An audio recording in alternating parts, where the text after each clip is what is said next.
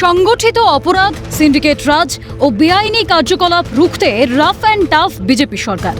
29 June রাজ্য বিধানসভার ধ্বনি ভোটে পাশ হয় গুন্ডা দমন বিল। এবার পাকাপাকিভাবে কার্যকর হয়ে গেল West Bengal public safety and control of anti social activities act 2026 বা গুন্ডা দমন আইন। বাম তৃণমূল জমানার কড়া সমালোচনা করে মুখ্যমন্ত্রী শুভেন্দু অধিকারী বলেন, এটা খুব দরকার ছিল, সময়ের দাবি ছিল। 15 বছর তৃণমূলী গুন্ডাদের রাজত্ব ছিল, তার আগে 34 বছর কমিউনিস্ট হারমাতদের সরকার ছিল। এদের জব্দ করার জন্য এই আইনের অত্যন্ত প্রয়োজন ছিল। 15 বছর গুন্ডাদের সরকার ছিল, তার আগে হারমাতদের সরকার ছিল। 29 বছরের কমিউনিস্ট হারমাত আর 15 বছরের তৃণমূলী গুন্ডা, এদের জব্দ করার জন্য এই আইনের খুব প্রয়োজন ছিল। পার্টি নির্দেশ দিয়েছে, বিধানসভায় আমরা আইন পাস করেছি, আইন কার্যকর। পূর্বতন সরকারকে বিততে ছাড়েন না বিজেপির রাজ্য সভাপতি শ্রমিক ভট্টাচার্য।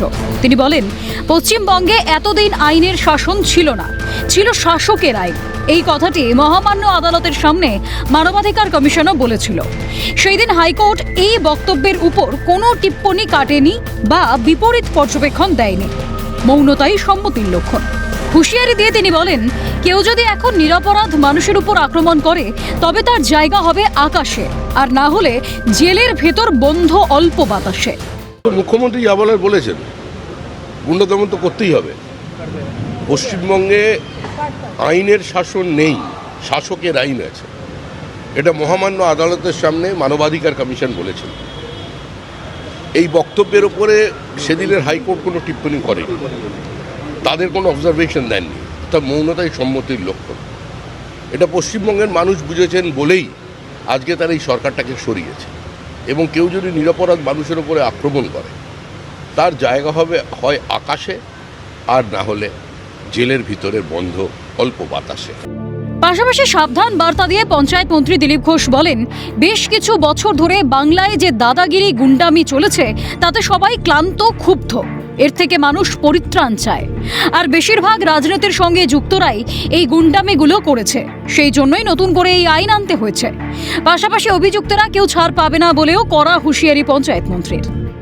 বেশ কিছু বছর ধরে পশ্চিমবঙ্গের মানুষ এই যে দাদাগিরি গুন্ডামি দেখেছে না, সবাই তাতে ক্লান্ত, ক্ষুব্ধ। এদের হাত থেকে প্রথম মুক্তি চায়। আর বেশিরভাগ রাজনীতির সঙ্গে যুক্ত লোকগুলো এই গুন্ডামি করেছে।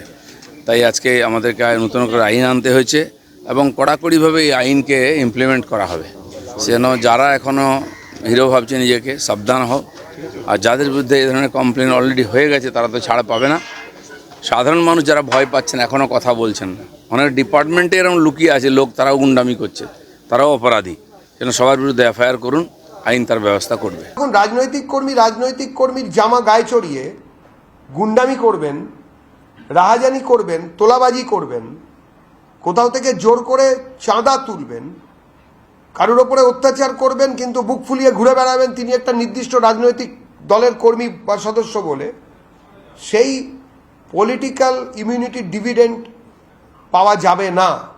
নবান্নের তরফে জানানো হয়েছে, রাজ্যের আইন শৃঙ্খলা পরিস্থিতিকে আরো সুদৃঢ় করতে এবং দুষ্কৃতীদের মনে ভীতির সঞ্চার করতেই এই আইন নতুন লাগু করা হয়েছে। এর ফলে কোনো ওয়ারেন্ট বা পরোয়ানা ছাড়াই অভিযুক্তকে সরাসরি গ্রেফতার করতে পারবে পুলিশ। অপরাধীদের জামিন পাওয়াও প্রায় অসম্ভব হয়ে দাঁড়াবে। সিন্ডিকেট বা সংগঠিত অপরাধের মাধ্যমে উপার্জিত অর্থ বা সম্পত্তি বাজেয়াপ্তের পূর্ণ আইনি অধিকার দেওয়া হয়েছে প্রশাসনকে। সংগঠিত অপরাধের কোমর ভাঙতে রাজ্য সরকারের এই ঐতিহাসিক পদক্ষেপকে সাধুবাদ জানিয়েছেন বুদ্ধিজীবী মহল। ক্যালকাটা নিউজ।